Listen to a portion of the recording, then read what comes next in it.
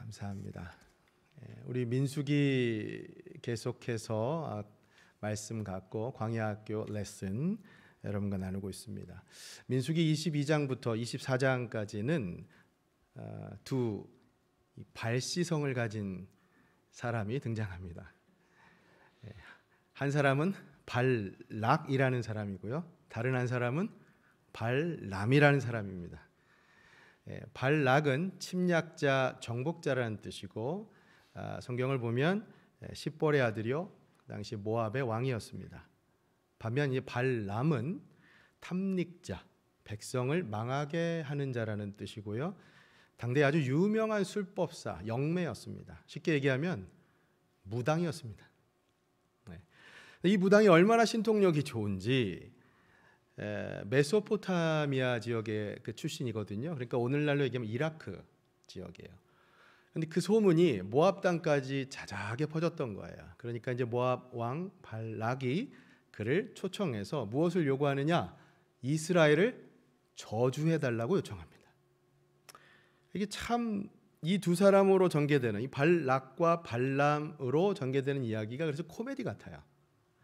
당시 상황이 어땠냐면, 출애굽한 지 벌써 이제 마침내 40여 년간의 광야 생활이 이제 막바지에 다다르게 됩니다. 출애굽 1세대가 사라지게 되는, 그러니까 모세와 함께 모세의 가족으로서 이스라엘의 지도자 역할을 했던 아론, 미리암 다 역사의 뒤안길로 사라집니다. 그리고는 이스라엘도 이제 어느덧 모압 땅 평지에 다다르게 되죠. 그러니까 막 그 요단강만 건너가면 가나안 땅 그 여리고로 들어가기 바로 직전입니다. 근데 이 모습을 본 모압 왕 발락이 두려움에 떠는 거예요. 겁을 먹죠. 왜냐하면 이스라엘이 너무나 수적으로 강성해지고 나니까 그걸 보고 두려워한 나머지 발락이 발람을 꿰어서 자기한테 와서 이스라엘을 좀 멸망하게 해달라고 저주를 요청합니다. 이게 우스꽝스럽다는 거예요, 여러분. 코미디 같은 거. 왜냐? 여러분 생각해 보세요.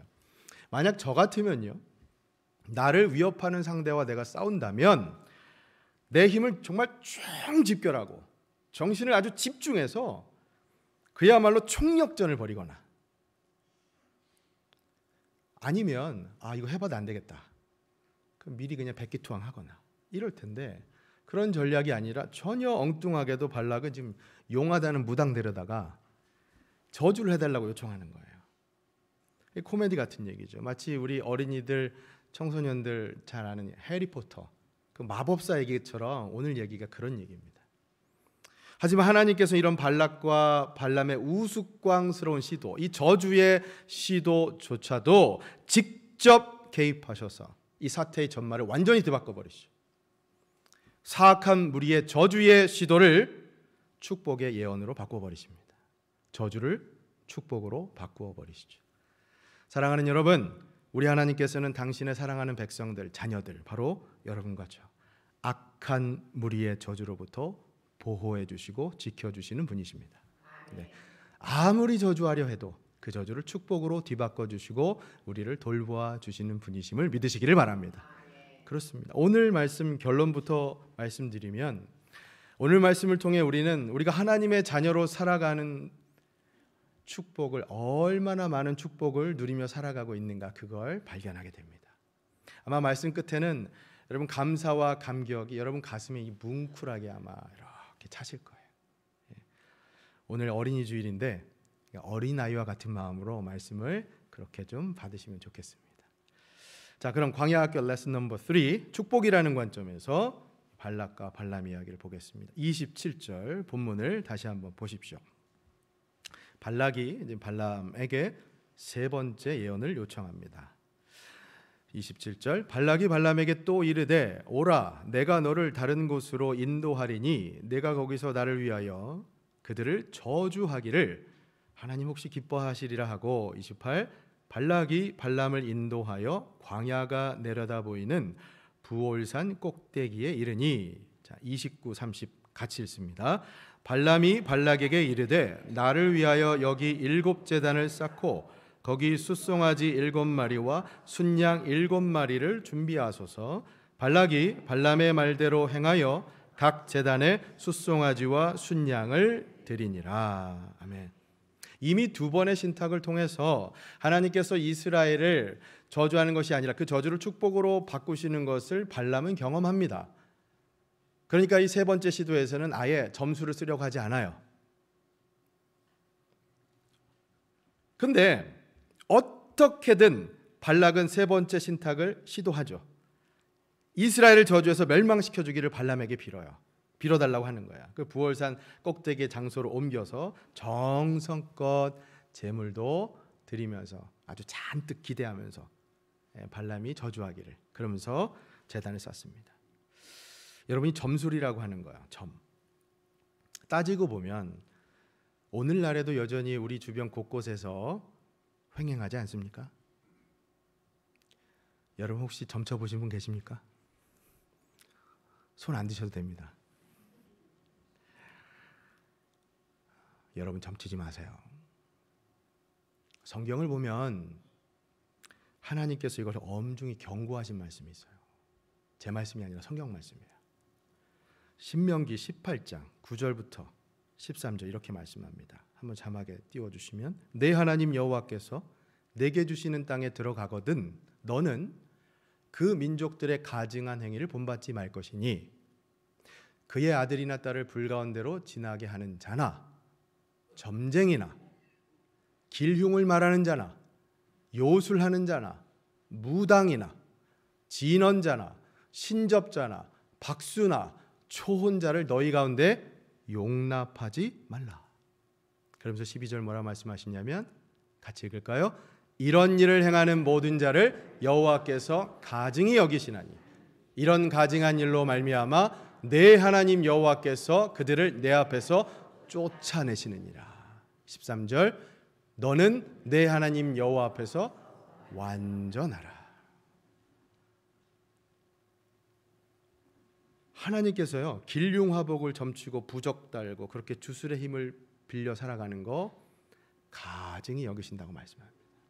엄격하게 금하시고 우리더러 완전하라고 말씀하십니다. 내가 거룩하니 너희도 거룩하라. 그 말씀과 동일한 것이죠.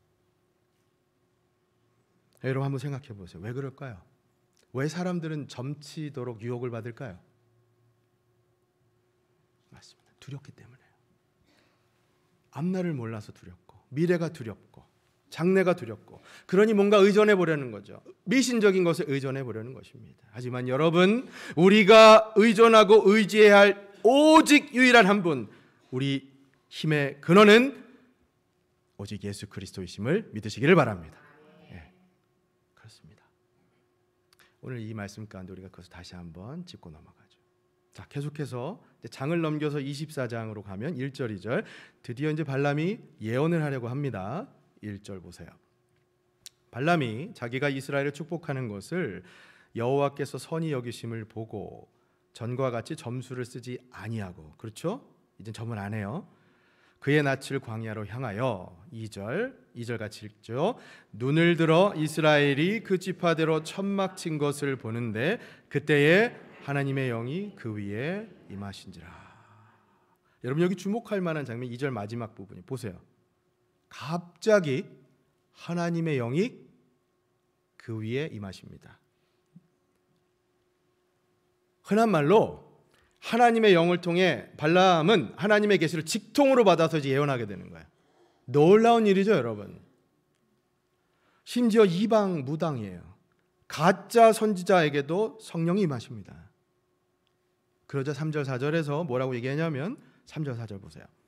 그가 예언을 전하여 말하되 부월의 아들 발람이 말하며 눈을 감았던 자가 말하며 하나님의 말씀을 듣는 자, 전능자의 환상을 보는 자, 엎드려서 눈을 뜬 자가 말하기를.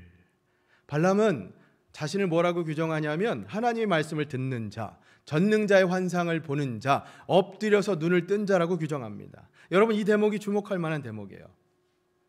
비록 이방의 점술가, 심지어 가짜 선지자에게도 하나님의 영이 임하시니까 그도 깨닫죠. 하나님의 영이 임하시니 자신이 비로소 온전한 영적 시야를 소유하고 확보하고 제대로 볼 수 있다. 하나님의 말씀을 듣고 눈이 띄어서 하나님의 말씀을 전할 수 있다라고 고백하게 됩니다. 사랑하는 여러분, 저는 여러분들도 하나님의 영, 성령께서 늘 여러분 가운데 충만하게 임하셔서 성령의 인도하심을 받고 하나님의 말씀을 온전히 깨달아 그 말씀대로 살아가는 은혜를 누리시기를 예수님의 이름으로 간절히 축원합니다. 네, 그렇습니다. 참 놀라운 일이에요. 구약에서도요. 하나님의 영이 충만하게 임하시는 역사가 있죠. 저는 이 장면 보면서 마치 다메섹 도상에서 사울이 깨어지는 그 장면이 연상이 되었어요. 왜냐하면 여러분, 다메섹으로 사울, 그 당시만 해도 사도 바울이 아니잖아요. 사울은 크리스찬들을, 예수 믿는 자들을 핍박하고 저주하려 갔습니다. 그런데 그때 강력한 빛이 그를 치자 꼬꾸러지죠. 그리고는 변하지 않습니까? 이방을 위한 복음의 사도로, 사도 바울로 거듭나게 되잖아요. 발람도 마찬가지였어요. 그도 이스라엘을 저주하려 가는 그 길에서 성령께서 임하자 완전히 뒤바뀌죠. 놀라운 역사를 체험합니다. 여러분, 우리가 살면서 정말 앞이 캄캄하게 아무것도 보이지 않는 것 같은 그런 상황을 맞이하고 살 때가 간혹 있죠. 여러분, 안개가 쫙 가라앉은 그런 시간, 운전해보고 차를 타고 가보신 적 있으십니까? 안개가 정말 쫙 가라앉을 때 앞에 라이트를 켜도요 1m, 2m 요 앞에밖에 안 보이죠. 여러분, 이게 우리 영적인 신앙생활에서도 동일한 원리 아닙니까? 한 치 앞도 보이지 않는 것 같은 우리 캄캄한 현실, 우리의 미래. 그러나 하나님의 영, 성령께서 역사하시면 전혀 다른 스토리가 됩니다. 결코 답답하지 않아요. 여러분, 지금 마음 가운데 답답함이 있으십니까? 성령께서 역사하시면 오히려 그 답답함이 뻥 뚫려서 통쾌한 즐거운 믿음의 여정 가실 수가 있습니다. 비록 내 눈은 보이지 않아도요, 나의 GPS 되시는 성령님의 인도하심 따라서 믿고 나아가는 즐거운 신앙 여정 되실 수 있기를 예수님의 이름으로 간절히 축원합니다. 여러분의 삶뿐만 아니라 혹시 여러분의 가정, 혹시 우리 교회를 위해서 그런 마음이십니까? 성령님께 온전히 의지하십시오. 그분께서 보여주실 겁니다. 그분께서 인도하실 겁니다. 그것을 믿고 나아가는 우리 모두가 될 수 있기를 진심으로 소망합니다.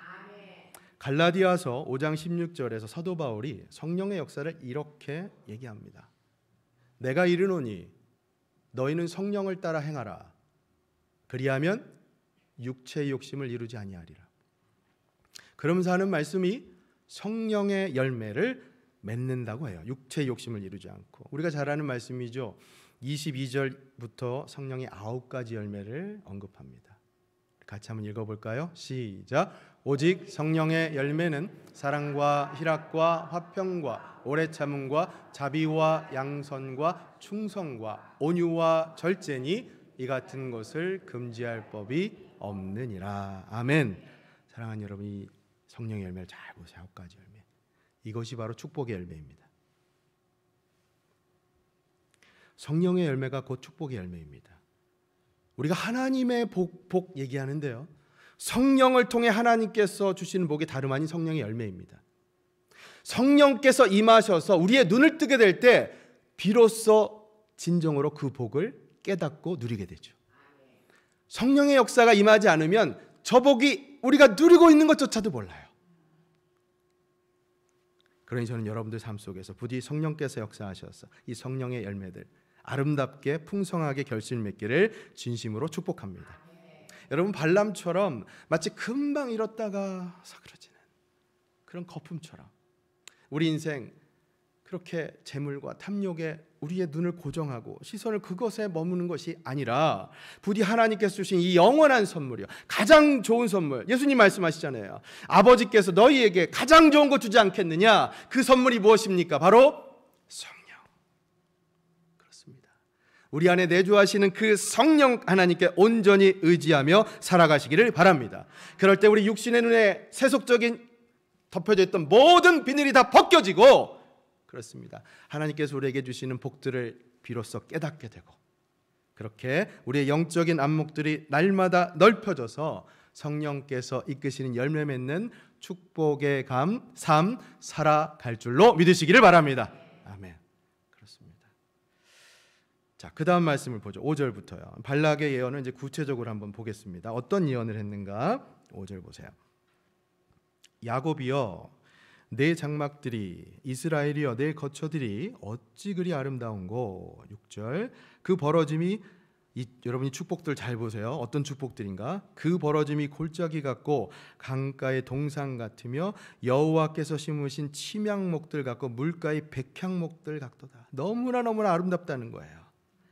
그 다음 7절, 그 물통에서는 물이 넘치겠고 그 씨는 많은 물가에 있으리로다. 풍성하죠. 그의 왕이 아각보다 높으니 그의 나라가 흥왕하리로다. 8절, 하나님이 그를 애굽에서 인도하여 내셨으니 그 힘이 들소와 같도다. 그의 적국을 삼켜버리고 그들의 뼈를 꺾고 화살로 쏘아 꿰뚫으리로다. 놀라운 축복의 말씀이에요. 그러면서 9절 같이 한번 읽겠습니다. 시작. 꿇어앉고 누움이 숫사자와 같고 암사자와도 같으니 일으킬 자 누구이랴. 너를 축복하는 자마다 복을 받을 것이요 너를 저주하는 자마다 저주를 받을지로다. 아멘. 사랑하는 여러분, 이 말씀은 이스라엘만이 아니라 지금 이 자리에 있는 여러분과 저, 이 땅의 모든 하나님의 백성들, 자녀들, 이 땅의 모든 교회에 동일하게 주신 축복의 약속인 줄로 믿으시길 바랍니다. 아멘. 그러니 여러분, 이 발람의 예언을 통해서 우리가 얻는 교훈, 첫 번째, 오늘 말씀을 통해 우리는 무엇보다 다시 한번 우리를 축복하시는 하나님을 발견하게 됩니다. 하나님 우리를 축복하시고 축복하시겠다고 약속하신 그 약속 끝까지 지켜주셔서 축복해 주십니다. 근데 안타깝게도요, 살다 보면 우리가 이것을 인지하지 못하고 살 때가 참 많아요. 우리는 하나님의 축복된 자녀인데 그것을 인지하지 못하고 살 때가 참 많아요. 일이 잘 안 풀리면, 내가 일이 잘 안 풀리면 소망이 없어, 실패자야, 이런 생각으로 살게 되죠. 하나님께서는 분명 우리를 복된 존재라고 선포하셨는데 우리 상황과 처지가 잘 안 풀려요. 일이 잘 안 풀리면 난 지질이 궁상 많고 복도 없지, 이런 생각을 할 때가 있다는 거예요. 여러분, 아니에요. 여러분들은 하나님의 축복된 자녀입니다. 예. 그러니 상황만 보지 마시고 우리를 약속의 자녀로 부르시고 영원토록 축복하시는 하나님을 바라보며 살아가시길 바랍니다. 그것이 바로 신앙이죠. 그것이 바로 믿음입니다. 여러분, 이거 한번 생각해 보세요. 이 성경의 이스라엘, 본문 속 이스라엘을 보면 그들이 축복된 자녀라고 선포했는데 그렇다면 도대체 그들이 잘한 게 뭡니까? 도대체 왜 하나님의 눈에는 그들이 축복된 자녀로 여겨진 걸까요? 다른 이유 없어요. 하나님께서 그러기로 작정하셨거든요. 하나님께서 그러기로 약속하셨거든요. 여러분, 그 약속이 바로 우리가 언약이라고 하는 거 아닙니까? 커버넌트. 사랑하는 여러분, 이스라엘, 아니 여러분과 저는 하나님의 언약 안에 있는 축복의 자녀입니다. 그러니까 이 축복이 영원하다는 겁니다. 깨지지 않는다는 겁니다. 왜냐하면 하나님과 우리와 맺은 언약은 영원하니까요. 깨지지 않거든요. 9절 말씀 다시 한번 보시겠어요? 뭐라고 되어 있나? 꿇어앉고 누움이 숫사자와 같고 암사자와 같으니 일으킬 자 누구야? 그만큼 강하다는 거예요. 그러면서 하시는 말씀, 너를 축복하는 자마다 복을 받을 것이요 너를 저주하는 자마다 저주를 받을지로다. 여러분, 이 말씀 어디서 많이 들어본 말씀 같지 않으세요? 어디서 봤으면? 예, 맞습니다. 하나님께서 아브라함을 부르실 때요, 아브라함과 약속, 언약 맺으실 때 하신 말씀이에요. 창세기 12장 가보면 이 말씀이 있죠. 12장 1절 한번 띄워주시면 이렇게 됩니다. 여호와께서 아브라함에게 이르시되 너는 너의 고향과 친척과 아버지의 집을 떠나 내가 네게 보여줄 땅으로 가라. 그 다음이요, 내가 너로 큰 민족을 이루고 내게 복을 주어 내 이름을 장대하게 하리니 너는 복이 될지라. 그러면서 3절에 뭐라고 말씀하느냐? 너를 축복하는 자에게는 내가 복을 내리고 너를 저주하는 자에게는 내가 저주하리니 땅의 모든 족속이 너로 말미암아 복을 얻을 것이라 하신지라. 여러분 보세요. 하나님께서 아브라함에게 약속하신 거예요. 언약적인 복입니다. 우리에게도 동일하게 주신 복이에요. 제가 지금 조금 엉뚱한 질문이 될 수 있지만 한번 이 질문 드려볼게요.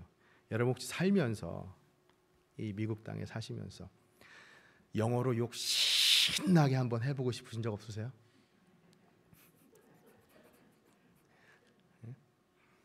제가 한 1.5세 목사님 설교를 듣다 보니까 이분이 청소년 시절에 영어를 아직 제대로 잘 못할 때 처음에 학교에서 미국 친구들이 분명히 자기를 욕하는 것 같은데 욕을 해주고 싶은데 이게 영어를 잘 못하고 욕을 해주고 싶은데 그걸 할 수가 없더래요.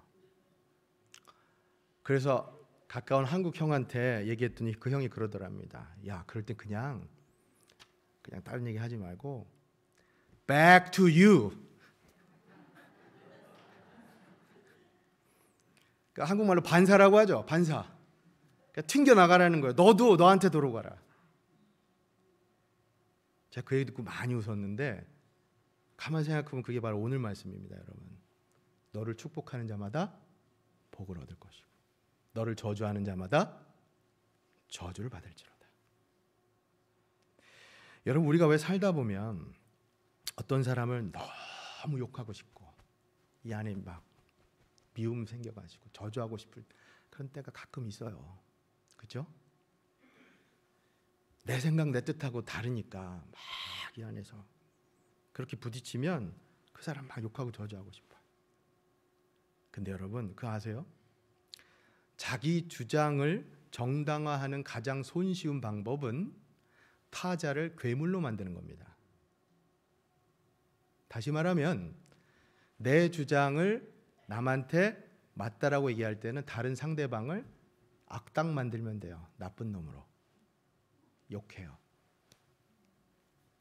여러분, 저주하지 마세요. 그 저주가 다시 여러분에게 돌아갑니다. 부메랑처럼. 대신 그분을 축복하세요. 그 축복이 여러분의 복으로 돌아올 줄로 믿으시길 바랍니다. 사랑하는 여러분, 오늘 이 말씀, 너를 축복하는 자마다 복을 받을 것이요 너를 저주하는 자마다 저주를 받을지로다. 이것은 하나님께서 이스라엘의 조상 아브라함에게 주셨던 축복의 언약의 말씀이에요. 하지만 이 말씀은 또 믿음의 DNA를 우리가 공유한 예수 그리스도를 믿는 믿음의 후손으로서 그 계보를 잇는 여러분과 우리도 동일하게 그 언약적인 맥락 안에서 우리에게 약속하신 축복의 약속임을 믿고 나아가시길 바랍니다. 그렇습니다. 우리를 축복하는 자 하나님 복 주시고 우리를 저주하는 자 저주하겠다고 하나님께서는 우리를 지키시고 보호하시겠다고 아주 여기서 강력하게 선포하고 계십니다. 얼마나 놀라운 축복의 말씀입니까? 그러니 여러분, 우리가 축복의 통로가 되어야 하는 겁니다.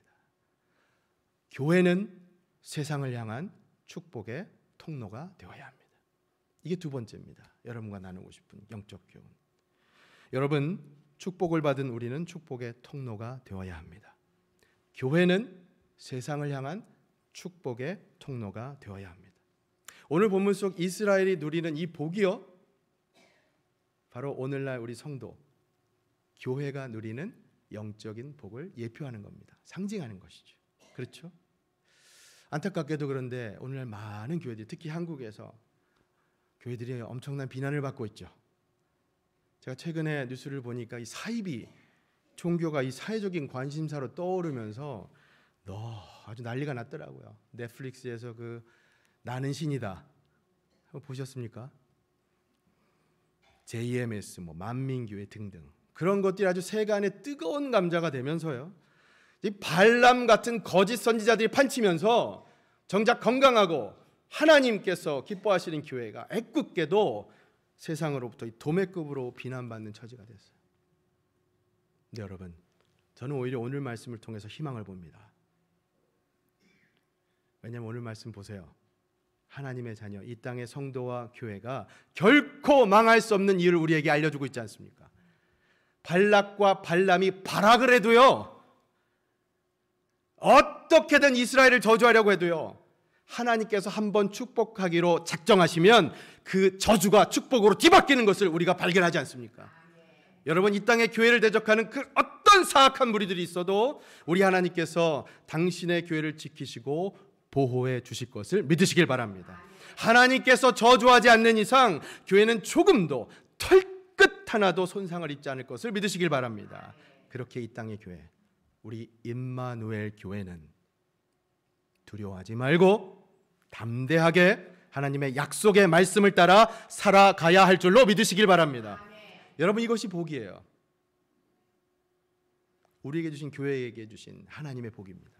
하나님께서는 당신의 교회를 통해 영광 받으시기 위해서 교회를 지켜주십니다. 부디 이것을 굳게 믿으시고 이제 하나님의 축복을 받는 자녀 되었다면 받는 것으로 그칠 것이 아니라 그 복을 전하고 나누는 축복의 통로가 될 수 있기를 예수님의 이름으로 간절히 축원합니다. 물론 여러분, 저주와 축복은 하나님 손에만 전적으로 달려 있는 겁니다. 그렇죠? 그러나 우리가 축복을 받은 자로서의 역할이 있죠. 그것은 먼저 받은 우리의 복, 무엇보다도 구원의 기쁜 소식, 그 복, 복음, 그 복음을 먼저 받고 누리고 있다면 이제 그 복을 전하고 나누어야겠죠. 그러니 하나님의 축복을 약속받은 여러분들이야말로 바로 하나님의 축복의 통로이십니다. 교회는 하나님의 언약 안에 있는 축복의 게이트가 되어야 합니다. 그렇습니다. 저는 우리 임마누엘 교회가 그런 교회 될 수 있기를 진심으로 소망합니다. 오늘 말씀 적용하면서요, 그래서 여러분, 저는 당장 이렇게 좀 적용하면 좋겠어요. 여러분, 오늘 어린이 주일이지 않습니까? 그렇죠? 그러니 특별히 우리 어린 자녀들 보시면, 주일학교 자녀들 보시면 많이 축복해 주세요. 많이 축복해 주세요. 그 자녀들 보고 여러분들이 축복 받으신 것만큼 자녀를 축복해 주세요. 그러면 그 축복이 여러분에게도 돌아갑니다. 그리고 오늘 여러분들 만나는 모든 분들, 자녀분들뿐만 아니라 좀 마음에 안 맞는 사람, 얼굴 보기 싫은 사람, 마음속에서는 윽 하고 올라오는 그 사람, 축복하세요. 저주하지 마십시오. 그 저주는 오히려 여러분께 돌아갑니다. 그러나 그를 축복할 때 그 복은 여러분에게 돌아갈 줄로 믿습니다. 여러분, 우리 모두가 다 하나님의 자녀 아닙니까? 하나님의 언약 안에 있는 축복의 통로 아닙니까? 사랑하는 여러분, 우리가 모두 축복하며 살아갈 수 있기를 바랍니다. 광야학교 레슨 넘버 3, 오늘 말씀을 마치면서 끝으로 이것을 좀 강조합니다. 여러분, 가장 베이직하고 가장 기본적인 진리이지만 오늘 말씀을 통해 우리가 확신하는 것은 광야와 같은 우리 인생길 걸어갈 때요, 그렇잖아요. 하나님께서 우리를 자녀 삼아 주시고 복 주시겠다고 약속하신 거. 그런데 그렇다면 이게 누구를 통해서요? 어떤 일을 통해서 우리가 이 복을 누리게 됐습니까? 바로 예수님을 통해서요.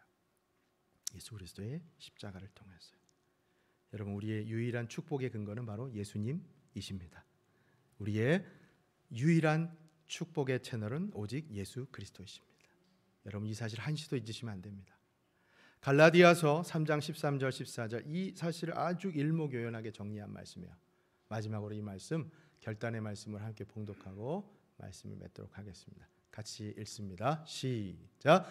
그리스도께서 우리를 위하여 저주를 받은 바 되사 율법의 저주에서 우리를 속량하셨으니 기록된 바 나무에 달린 자마다 저주 아래에 있는 자라 하였습니다.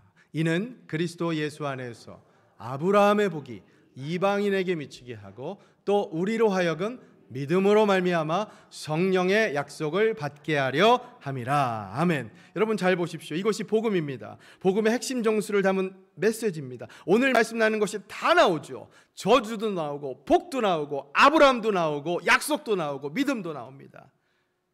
우리가 본래 저주받아 마땅한 자들이죠. 하지만 예수 그리스도께서 십자가에 달리심으로 우리의 그 저주를 다 감당하셨습니다.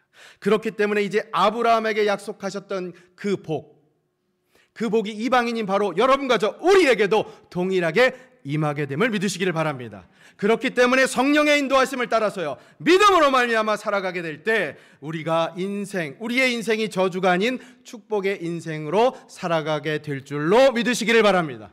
사랑하는 여러분, 여러분들은 축복의 자녀입니다. 하나님의 언약 안에 있는 축복의 통로입니다. 이 모든 것이 예수 그리스도 때문입니다. 그러니 이것을 감사하십시오. 그분의 이름을 찬양하십시오. 이 복음을 선포하십시오. 바로 그것이 축복의 통로로 살아가는 우리 임마누엘 교회의 모습 될 수 있기를 예수님의 이름으로 간절히 축원합니다. 아멘.